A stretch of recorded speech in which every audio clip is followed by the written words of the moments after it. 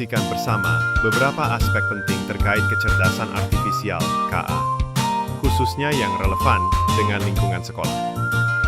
1. Batasan KA. Dua keterbatasan utama dari KA yang saya pelajari adalah keterbatasan data dan bias data. KA sangat bergantung pada data yang digunakan untuk melatihnya. Jika data tersebut tidak lengkap, tidak representatif, atau mengandung bias, maka KA akan mereplikasi dan bahkan memperkuat bias tersebut dalam keluarannya. Misalnya, jika sebuah KA dilatih dengan data teks yang sebagian besar berasal dari satu budaya atau jenis kelamin, maka responsnya mungkin akan bias dan kurang relevan bagi kelompok lain. Kurangnya pemahaman kontekstual dan empati sejati. Meskipun KA generatif bisa menghasilkan teks yang sangat mirip manusia atau bahkan karya seni, ia sebenarnya tidak memahami makna di balik kata-kata atau gambar tersebut. Ia tidak memiliki kesadaran, perasaan, atau pengalaman hidup. Akibatnya, KA bisa kesulitan dalam menangani situasi yang membutuhkan pemahaman nuansa, empati, atau kebijaksanaan moral. 2. Dampak keterbatasan KA di sekolah. Keterbatasan KA ini punya dampak signifikan pada cara kita menggunakannya di sekolah. Risiko informasi bias dan tidak. Jika siswa atau guru terlalu mengandalkan KA sebagai sumber informasi tunggal, mereka bisa terpapar pada informasi yang bias atau bahkan salah jika data pelatihannya bermasalah. Misalnya, siswa yang meminta KA untuk membuat ringkasan sejarah mungkin mendapatkan narasi yang bias jika data KA lebih banyak merefleksikan satu sudut pandang saja. Ini berarti kita tidak bisa lagi hanya menerima mentah-mentah hasil dari KA. Perlu ada verifikasi silang dan pemikiran kritis dari pengguna. Pudarnya keterampilan berpikir kritis dan empati. Jika siswa terus-menerus menggunakan KA untuk menghasilkan esai atau menyelesaikan masalah kompleks tanpa pemahaman mendalam, mereka mungkin kehilangan kesempatan untuk mengembangkan keterampilan berpikir kritis, analisis, dan pemecahan masalah mereka sendiri.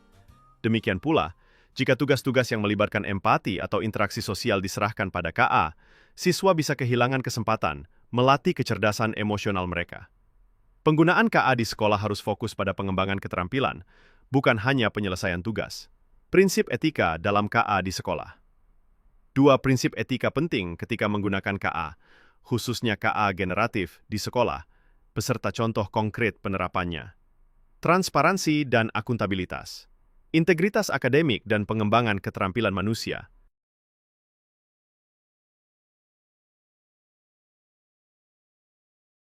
Penggunaan KA sebagai alat bantu.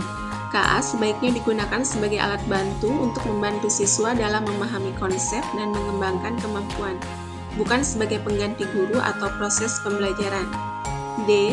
Pengembangan kemampuan berpikir kritis. Siswa perlu diajarkan untuk mengembangkan kemampuan berpikir kritis dan kreatif untuk menghadapi keterbatasan KA. Ada dua prinsip etika yang paling penting ketika menggunakan KA, khususnya KA generatif di sekolah, yaitu 1. Transparansi dan akuntabilitas. Sekolah dan guru harus transparan tentang penggunaan KA generatif dan memastikan bahwa hasilnya dapat dipertanggungjawabkan.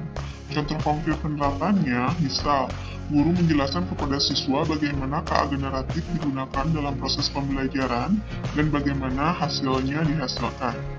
Kemudian, guru memastikan bahwa siswa memahami bahwa KA generatif bukannya sumber pengetahuan yang absolut dan hasilnya itu perlu diverifikasi lagi. Prinsip etika dalam KA yang kedua yaitu privasi dan keamanan data. Sekolah harus memastikan bahwa data siswa yang digunakan dalam KA generatif dijaga privasi dan keamanannya. Contoh konkretnya, sekolah memastikan bahwa data siswa yang digunakan dalam KA generatif itu anonim dan tidak dapat diidentifikasi secara pribadi.